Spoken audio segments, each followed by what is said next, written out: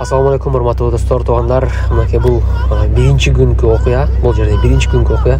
Мынакей биздин тажик тараптар, тажик туугандар мына көрүп атасыңар. Гранатометтор менен мынакей могул обычный адамдар мына караңла бул жакта, тоолорду караңла. Бул жакта обычный гражданский адамдар уже вооружены вот. Настолько сильно вот как солдаттар сыяктуу булар уже даярданган туугандар. Мынакей карап тургула. Бул видеону болушунча тараткыла достор.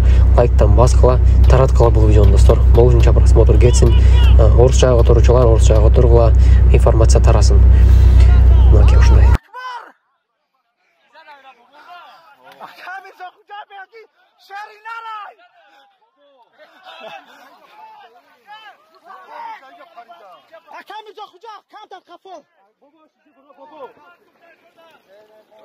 Takbir!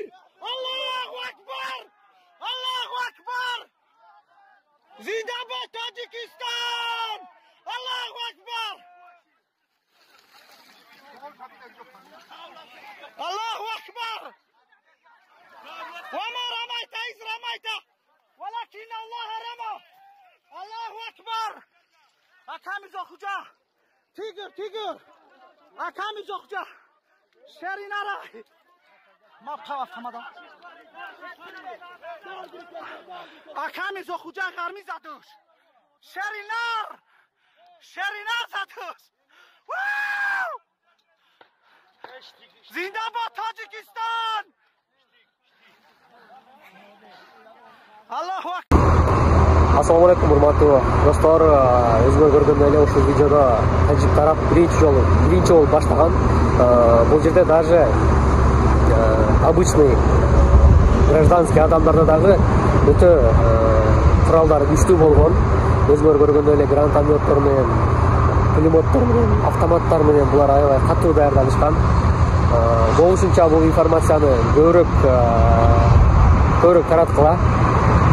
Орусча сүйлөйм десем, балким араңыздарда бирөө түшүнбөй калат деген ой менен азыр кыргызча сүйлөп түшүндүрүп берип атам.